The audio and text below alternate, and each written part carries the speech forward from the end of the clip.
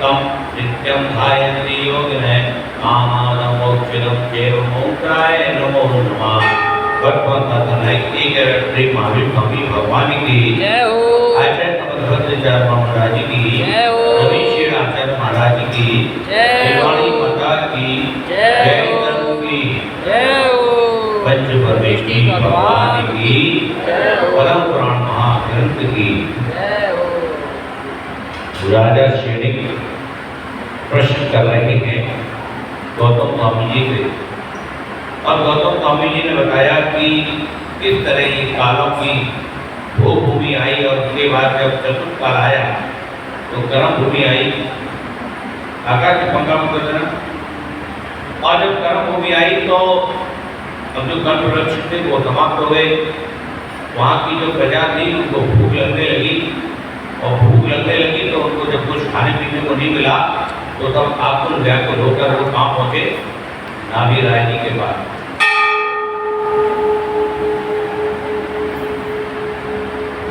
नाभि राय को दया उत्पन्न हो गई और उन्होंने कहा कि संसार में इस समय ऋषभ देव के समान कोई भी नहीं है।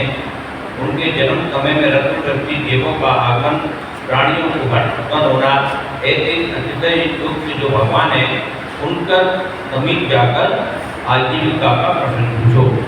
प्रजा सहित नाभि राजा भगवान के समीप आए। देखिए, नाभि राय यानी आदिनाथ भगवान के जो पिताजी थे उन्होंने कहा कि प्रजा से चलो आदिनाथ जी के पास चलते हैं, ऋषभदेव जी के पास चलते हैं, क्योंकि वो प्रथम तीर्थंकर हैं और अनंत ज्ञान के आधारी हैं। ऐसे तीर्थंकर प्रभु के पास चलकर पूछते हैं कि अब क्या किया जाए। तब प्रजा ने नमस्कार कर भगवान की स्तुति की। देव, आपका शरीर तेज रूप है, आप सब लक्षणों को सुशोभित है, आपके निर्मल गुणों की कीर्ति जगत में फैल रही है। हे प्रभु, हम अपनी आजीविका का कारण आपके पिता के पास आए थे तो वे हमें आपके निकट लाए हैं। वही समय तो जो राजा नाभि राय थे उनके पास गए, लेकिन उन्होंने कहा कि चलिए ऋषभदेव के पास चलते हैं। तब उन्होंने सब प्रजा वगैरह मिलकर उनके पास गई। तो आप महापुरुष, महाविद्वान, अतिशय संबंधित, परम दयालु, हमारी रक्षा करो। खुदा दशा हरने का और फिर आदि पूर्ण जीवों से बचने का उपाय बताओ। अभी तक तो क्या था, भूमि चल रही थी तो कोई भी माताहारी नहीं था, लेकिन कहते ही कर्म भूमि शुरू हुई तो जो माताहारी पशु थे वो माताहारी हो गए, जो सिंह आदि थे, और वो अब उनको भी शिकार करना था, उनको भी पेट भरना था, तो मनुष्यों पर आक्रमण करने लगे। सब लोग भयभीत हो गए। उन्होंने कहा ये क्या हो गया? अभी तक तो बड़े आनंद से रह रहे थे, भाई एकदम से अभी हमें घर बैठे बैठाए गवर्नमेंट मकान दे दे, खाने पीने को दे दे, घोड़ा दे दे, गाड़ी दे दे, सब कुछ दे दे, और फिर एकदम से अगली सरकार आए तो कैसे चल सब वापस करो, तो क्या करोगे? काम धंधा ढूंढोगे नहीं ढूंढोगे? तो ऐसे ही इनके सब हो रहा है। तब वो सब मिलकर जब आदिनाथ जी के पास गए, ऋषभदेव जी के पास, तब उन्होंने उनसे प्रार्थना की कि तब कृपा नदी कोमल हृदय भगवान ने प्रजा को दुखी देखकर अवधि ज्ञान से विजय क्षेत्र की रचना जानकर इंद्र को गर्भ भूमि की रचना प्रकट करने की आज्ञा दी। प्रथम ही नगर ग्राम हृदय रचना की। अब क्या हुआ? अभी तक तो ऐसे चल रहा था, कुछ झगड़ पकड़ हो गई थी। उन्होंने इंद्र को बुलाया कि भैया अब गर्भ भूमि आ गई है, अब नगर ग्राम है आदि की रचना करो उनके रहने के लिए, क्योंकि वो तो सब चले गए। जो मकान मिले थे कल्प वृक्ष से, जब कल्प वृक्ष चले गए तो मकान का भी सब चले गए, परेशान थे। उन्होंने कहा कि अब कर्म भूमि आ गई है, ऐसी कर्म भूमि में नगर बताओ, गांव बताओ, इनके लिए मकान बनवाओ और जंगल की रचना करो, जिससे जंगली पशु जंगल में चले जाएं। जो मनुष्य शूरवीर थे उनकी छत्तीसगढ़ की स्थापना की। आप दीन अनाथों की रक्षा करें। उन्होंने ऋषभदेव भगवान ने कहा कि जो वीर हैं वो सब क्षत्रिय बनो, और जो दीनहीन है, अनाथ है, उनकी आप रक्षा करो। इसी को व्यापार कार्य बताकर वैश्य की स्थापना की। और जो मिडिल क्लास लोग थे, जो डरपोक टाइप के थे, यानी डरपोक नहीं कहना चाहिए, ऐसे लोग जो हिंसा आदि कार्य से दूर रहते थे, उनको वैश्य बना दिया कि आप व्यापार धंधा करेंगे। जो मानव सेवा करने वाले थे उनको शुद्ध बता दिया। ये जो कुछ नहीं कर सकते, उन्होंने कहा इन सबकी सेवा करना। इस प्रकार भगवान ने प्रजा को क्षुधा प्रसादी दूर करने का मार्ग बताया। इसलिए भगवान को सभी कर्मयोग कहकर परमहंस को प्राप्त हुए। श्री ऋषभदेव के नंदा और सुनंदा दो रानियां थी। बड़ी रानी के भरत आदि को पुत्र हुए। रानी नंदा के भरत आदि को पुत्र हुए और एक ब्रह्मी पुत्री थी। दो पुत्र थी और एक नंदा के ब्रह्मी पुत्री थी। दूसरी जो रानी सुनंदा थी, उनके बाहुबली पुत्र थे और सुंदरी नाम की दूसरी पुत्री। ऋषभदेव भगवान के दो पुत्रियां थी, ब्रह्मी और सुंदरी। और पहली रानी के भरत आदि 100 पुत्र थे और दूसरी रानी के बाहुबली के पुत्र थे। ऐसे भगवान ने, देखो अभी तक तो हमें पता था कि ब्रह्मी और सुंदरी दो बहनें थी और ऋषभदेव भगवान की पुत्री थी, लेकिन इसमें ये पता लगा कि नंदा रानी की भरत आदि 100 पुत्र और एक ब्रह्मी पुत्री थी और सुनंदा के बाहुबली जी और सुंदरी नाम की पुत्री थी। ऐसे भगवान ने 63 लाख पूर्व काल तक राज्य किया। भगवान की आयु कितनी थी? ऋषभदेव भगवान की आयु थी 84 लाख पूर्व। 63 लाख पूर्व तक तो राज्य किया उन्होंने और 20 लाख पूर्व तक कुमार काल में रहे। तो कितने हुए? 83 लाख पूर्व गृहस्थ जीवन बता दिया और 1 लाख पूर्व काल मुनि और रहते होते थे। एक दिन नीलांजना अप्सरा भगवान के दरबार में नृत्य करती हुई मरण को प्राप्त हुई। उसको देखकर प्रभु को वैराग्य प्राप्त हुआ। चिंतन करने लगे कि संसार के प्राणी बता के विषय भोगों कर इन शरीर के दुख कारणों में सुख मानते हैं। नीलांजना जो थी वो नृत्य कर रही थी। एक्चुअली क्या था, इंद्र को भगवान को वह देख करके कथा आती है कि उनको वैराग्य प्राप्त करवाना था या उनका समय आ गया था वैराग्य का। तो उस समय जो नीलांजना अप्सरा थी वो नृत्य कर रही थी। नृत्य करते करते उसका आयु कर्म पूरा हो गया। तो आयु कर्म पूरा हो गया तो वो एकदम से गायब हो गई और गायब हुई तो उसको इंद्र ने उसकी जगह दूसरी नीलांजना प्रस्तुत कर दी। लेकिन भगवान ने ये सब देख लिया, ये सारी चीजें देख ली क्योंकि वो अवधिगानी थे। तो ये सबको जान लिया कि ये शरीर क्या है, नाशवान है और ऐसा देखकर उनको वैराग्य प्राप्त हुआ।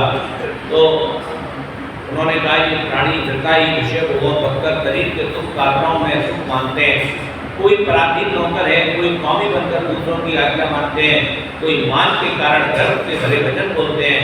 धिक्कार है संसार को जिसमें जीव दुख को ही दुख मानते हैं। इसलिए मैं जगत के विषय सुखों को छोड़कर तब संयम को धारण कर मोक्ष सुख की प्राप्ति करूँगा। ये विषय चुप थोड़ा तुक क्षण भंगुर है, कर्म के उदय से प्राप्त होते हैं। इस प्रकार ऋषभ से पवन वैराग्य चिंतन में लगा। तब लोकांत के देवों ने आकर भगवान के वैराग्य की स्तुति की, उन्हें संबोधन किया कि हे नाथ, आपने बहुत अच्छा विचार किया है। 3 लोक में कल्याण का कारण संयम और तप है। देखिए संसार में जो भी थोड़ा बहुत सुख अगर मिलता है, सुख का द्वार मिलता है तो संयम और तप के द्वारा ही शुरुआत होती है। बाकी तो शरीर को जितना भी सुख दे लें, अनंत तो गतवा ये शरीर धोखा देने वाला है और रोगों का घर है और परेशान करने वाला है। इसलिए बहुत ज़्यादा एयर कंडीशन की इच्छा नहीं करनी चाहिए और मंदिर में तो बिल्कुल नहीं करनी चाहिए, क्योंकि यही एक ऐसा स्थान है जहाँ पे आप आकर थोड़ा बहुत तप और संयम कर सकते हैं। बाकी तो आप 24 घंटे में से जितने भी मंदिर में समय देने के अलावा जितना समय बचता है, वहाँ तो इंद्रियों को सुख देने के अलावा कोई कार्य नहीं हो सकता। इसलिए मंदिर जी में कोई भी भाव प्रकट न करें और यहाँ आकर ये करें कि मैं जितनी देर के लिए मंदिर जी आ रहा हूँ तप और संयम को धारण करके बैठा हुआ हूँ और ये मेरे तप और संयम की शुरुआत है, जिसमें आगे चल के बहुत बड़े तप और संयम को मैं स्वीकार करने वाला हूँ। इसलिए मैं मंदिर जी में आकर संयम की खिलाफ ले रहा हूँ। कायदे से तो पंखे भी नहीं होने चाहिए। बहुत अच्छा लगता है। हम वहाँ गए थे, हस्तरापुर गए थे, वहाँ देखा था एक मंदिर जी थे, इतना सुंदर मंगलायतन और नहीं हस्तरापुर माता जी का जो वो है उसमें देखा था कितना सुंदर था। भाई जी के बगल में बना हुआ है और एक भी पंखा नहीं और इतना ठंडा, बिल्कुल बहुत अच्छा लग रहा था, बिल्कुल शांति। अब तो उसको इस तरह से तो आकृति दी होगी। जितना है उतना हल्का फुल्का आता दे लो, बाकी तो ये सब मंदिर में बैठकर तो सभी इंद्रियों के सुखों का त्याग कर देना चाहिए, यही ग्रंथ में लिखा है। एसी लगना चाहिए। एसी का तो विचार भी नहीं आना चाहिए मन में। अरे आना चाहिए।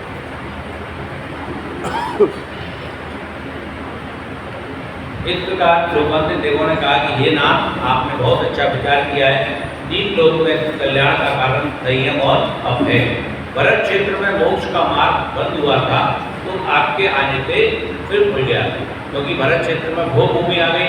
भो भूमि आने से कितना समय निकल गया,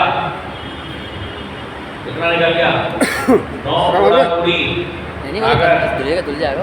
अरे वो पहुँच लगा आते हैं। समय निकल गया, इतने समय में कोई भी वो पहुँच गया। मोक्ष नहीं गया। चुप रहिए, हे ऋषभदेव भगवान, आपके आने से मोक्ष का द्वार खुल गया है और संसारी जी आपके दिखाए मार्ग को प्राप्त कर निर्वाण को प्राप्त होंगे। इस तरह लोकांतिक देव स्तुति कर अपने स्थान को चले गए। इंद्र आदि देवों ने आकर तब कल्याण मनाने के लिए रतन जड़ित सुदर्शन नाम की पालकी में भगवान को बैठाया। कहती है वह पालकी कल्प वृक्ष की मालाओं से सुगंधित और मोतियों के हार से सुशोभित है। भगवान ने उस पालकी पर चढ़कर मन की ओर गमन किया। अनेक प्रकार के बाजों के साथ ध्वनि और देवों के नृत्य से 10 दिशाएं अध्यायमान हुई। महाविभूति गए, तिलक नामा उद्यान में गए। माता पिता आदि सब परिवार से क्षमा मांग कर और वृद्धों को नमस्कार कर ओम नमः देव्यो बोलते हैं और मुनि पद को अंगीकार करते हैं। समस्त भक्त आभूषण त्याग कर पंचमुष्टि केश रोज किया। उन केशों को इंद्र ने रत्नों के पिटारे में रखकर क्षीर सागर में पधरा दिया। भगवान के साथ 4000 राजाओं ने केवल स्वामी की भक्ति के कारण दिगंबर वेश को धारण कर लिया। अब क्योंकि 4000 राजा और थे उनके अधीन, उन्होंने कहा हमारा राजा भी जब दीक्षा ले रहे हैं तो हम भी लेंगे, और उन्होंने दिगंबर वेश को धारण कर लिया। भगवान ने मन और इंद्रियों का निरोध कर 6 महीने पर्यंत आयुष्य ध्यान अवस्था में निश्चल खड़े रहे। तत्पश्चात कक्ष महाकक्ष आदि जो 4000 राजाओं ने दीक्षा ली, वे कभी क्षुधार्त दशा से व्याकुल हो मुनि पद को छोड़ दिया। अब क्या हुआ, अब ले तो ली दीक्षा, लेकिन किसी को हार आदि पता नहीं थी। हार कैसे होगा, हार का नियम पता नहीं था, क्योंकि पहली बार स्कूल खुला था मोक्ष जाने का, तो भाई किसी ने किसी को देखा नहीं। अब जितने भी जो 4000 राजा थे, उनमें से बहुत सारे राजा जो थे क्षुधार्त तथा व्याकुल होकर मुनि पद को छोड़ दिया। मुनि पद को कैसे छोड़ दिया कि पेड़ पौधों से फल खाने लगे, जो नदी आदि से बिना प्राशुद्ध का जल पीने लगे, और वो पत्ते आदि उनके वस्त्र बना लिए, उनको पहन लिए। कोई तो परिचय रूपी पवन को नाथ कहने से भूमि पर गिर पड़े, कोई बैठ गए, कोई कायों तक फल आदि खाने लगे, कोई गर्मी से तप्तमान होकर शीतल जल में प्रवेश करने लगे। तब आकाश में देववाणी हुई कि मुनि पर धारण कर तुम ऐसा मत करो, ऐसा कार्य करना नरक आदि दुखों का कारण है। तब उन्होंने नगर मुद्रा बचकर बलकल का धारण किया। उन्होंने कहा ठीक है, अगर तुमसे मुनि मुद्रा नहीं हो रही है तो ये मुनि मुद्रा छोड़ दो। तो उन्होंने बलकल वस्त्र धारण कर लिए, किसी ने वस्त्र पहन लिए, कोई फलों को खाकर जल को पीकर भूख प्यास दूर करने लगे। तब किसी ने पूछा ये कार्य तुम भगवान की आज्ञा से करते हो या अपनी इच्छा से? तब उन्होंने कहा भगवान तो मौन से खड़े हैं, ये कुछ कहते नहीं, हम क्षुधार्त दशा से दुखी होकर ये कार्य कर रहे हैं। तब कोई कहने लगा चलो घर में जाकर उस स्त्री को आदि को देखें। उन्हें उनमें से किसी ने कहा तो हम तो घर जाएंगे। तो राजा भरत घर से हमें निकाल देंगे, 3 दंड देंगे, अतः घर नहीं जाएंगे। तब में महामानी मारीच भरत का पुत्र भगवान का पोता लाल वस्त्र पहनकर परिव्राजक संन्यास के मार्ग का प्रचार करने लगा। मारीच जो महावीर भगवान का जीव था, उसने क्या करा कि अब अगर ना तो पोता भरत का पुत्र, और उन्होंने कहा कि मुनि महाराज जब रह गई और घर गए तो भरत मारेगा, पकड़ गए, अब क्या करें? तो उन्होंने एक नया मार्ग बना लिया, लाल वस्त्र पहन लिए और नया मार्ग बना लिया, भट्टारक नहीं, अलग। तो अब क्या हुआ? तत्पश्चात कक्ष के पुत्र नमी आकर भगवान के चरणों में गिरे तो कहने लगे हे प्रभु दिया, हमको भी दीजिए। इस प्रकार प्रभु से याचना करने लगे। तब धरनेट का आतंक कंपायमान हुआ और धरनेट ने आकर उनको विजयात का राज्य दे दिया। तब पर्वत भूमि के समान है। वे पर्वत कहता है विजयात पर्वत भूमि के समान है। पृथ्वी तल से 25 योजन ऊंचा है, 6.25 योजन की जड़ है, भूमि पर 50 योजन चौड़ा है, 10 योजन ऊंचा है, 10-10 योजन की 2 श्रेणी है। दक्षिण श्रेणी में 50 और उत्तर श्रेणी में 60 नगरियां हैं। वहाँ विद्याधरों का निवास है। एक एक नगरी के कोटि ग्राम है। 10 योजन ऊपर गंधर्व किन्नर आदि देवों के निवास हैं और 5 योजन ऊपर 9 सुंदर शिखर है। कहता है विजयात पर्वत ऐसे करके नीचे तो विद्याधरों की नगरी है और फिर 10 योजन ऊपर गंधर्व किन्नर जो ये होते हैं व्यंतर देव होते हैं, इनके निवास बने हुए हैं। और उनके सबसे ऊपर जो है वो 9 सुंदर शिखर हैं, यानी अकृत्रिम जिनालय है। पहला कौन सा है? सिद्धवरकूट में अकृत्रिम चैत्यालय है और देव कूटों में देवों का निवास है। सिद्धकूट पर 4 मुनि आकर ध्यान करते हैं। दक्षिण श्रेणी में रतूनपुर और उत्तर श्रेणी में अलकावती मुख्य नगरी है।